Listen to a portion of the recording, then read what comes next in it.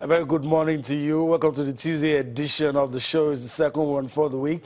I'm Yemi Adebayo. It's great to have you join us again. I'm Tayo Salam. Let's get on with the show now. And we're starting from the home front, and we're starting with the Nigerian Women's Professional Football League Super 4, which kicked off yesterday with some very interesting results. Delta Queens and Nasarawa Amazons winning on match day 1. All right, we'll move on, still talking football, but now the FIFA 2018 World Cup qualifiers. Two-time world champions, Argentina, on the verge of missing the World Cup.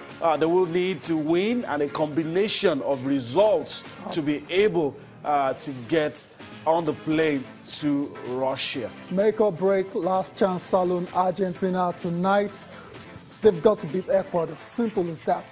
Okay, let's move on. We're still talking football, and we're talking about a country that don't have any issues at all. They're already on their way to Russia. We're talking about Iceland. Yep.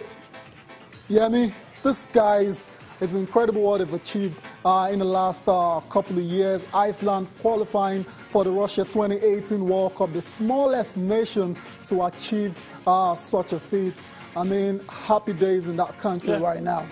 Well, the smallest country to qualify before them was Trinidad and Tobago. Yes. Now it belongs to these guys. They're on the steady rise. Let's not forget Euro.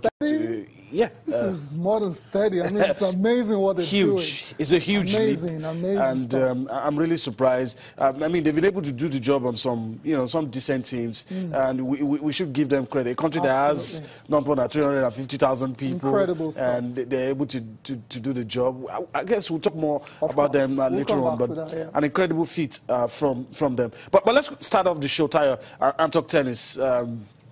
Roger Federer he's been in the news now. He's preparing for the Shanghai Masters, and he's been talking about it. Some of the things IEC's 2017 is looking forward to 2018. Right. And he said, look. This crucial time, I always prepare myself. The tournaments that ends the year, I always do my best to be in good shape. Absolutely. I mean, that's what Roger Federer has been all about. This year, I mean, it's not an incredible year already. He missed out in Beijing. Yeah, I mean, that's basically down to his own schedule. I mean, he already knew he was going to miss that competition, and Rafael Nadal went on to take advantage of his absence to win that one. But he's back now. You can see he's having a bit of fun now. The real action is going to start later today, but right now it's just all about putting himself in the right frame of mind for his opener at the Shanghai Masters. And Roger Federer surely has to be, second favorite to go on and win this competition behind Rafael Nadal. But Federer, interestingly, I mean, this build-up has been dominated by questions about Rafael Nadal, their rivalry, which they decided to take us, back in the days. It's happening before us right now in 2017. He's had a lot to say about whether he can actually overtake Rafael Nadal as world #1 before the season ends. He admits it's very unlikely, but he's going to give it his best shot regardless. He's talked about Rafael Nadal as well to being a complete player.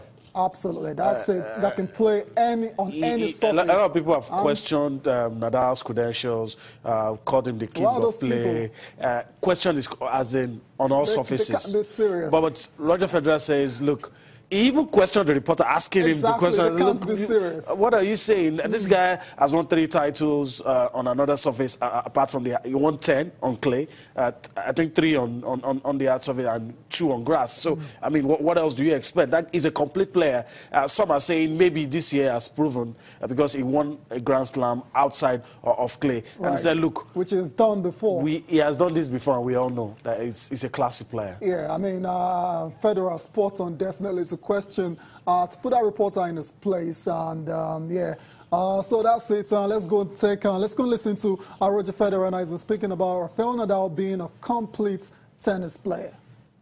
Made his point already early in the season that he can play on hard courts, and I think he showed that 15 years ago that he can play well on the hard courts. The problem for him is just that he won 10 French Opens, so people just think maybe yourself too, maybe you think he cannot play on hard courts because he won too many French Opens, but we all know the players that he's very good on hard courts, and he can even play on fast hard courts, you know, so he's just that good of a player. So I'm not surprised at all. I'm happy for him. It's a great week in Laver Cup we had together. The double was so much fun, and it's nice to see him keeping going, because this is, I think, a really big win for him, because he's just won the US Open, played the Laver Cup, was kept extremely busy from what I was told by him the week after the US Open, the week after the Laver Cup. So for him to go to Beijing and win it right away, I expect him to pull out, to be honest, just because why not? And just come here to Shanghai, or maybe skip Asia totally, you know, why not? Because there's no reason for him to push it too hard, but that's Rafa. Yes, that's Rafa for you. Rafael Nadal taking no breaks whatsoever. Winning the US Open, going to play at the Laver Cup, and then Beijing, now Shanghai. And it looks like Federer obviously is older than Nadal, and Nadal still has a bit of a lot of gas still left in the tank. He can afford to play a lot more competitions than Roger Federer. And Federer just trying to say there, like, I mean, I can't compete with this guy when it comes to the amount of tournaments we can play per year. Yeah, I mean, he said everything in Nadal's defense. Look, even on other surfaces, he's equally powerful and fast, so stop all the criticisms. And he said, look, we'll see. I agree with you. Nadal probably still has more energy than Federer.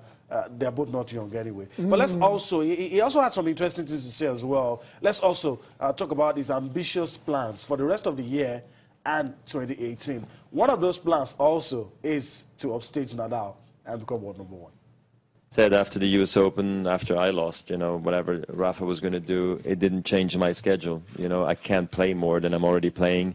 I can only control my draw. I can't control how well he's playing. So because he's playing so well, it's going to make things awfully more difficult. But after he won the US Open, clearly that was not the goal. The goal was always to stay healthy and stay in the chase, possibly, you know. But I know that if I want to finish world #1, I got to win here and World Tour Finals and Paris and Basel, whatever it may be. So it becomes more and more unlikely, which is totally fine, because I never entered this season with the goal being the world #1. It was really unfortunate for me that I hurt myself in Montreal, because then there would have been a cool race maybe going on in Cincinnati, even if I would have lost, you know, and then into the US Open as well, feeling better.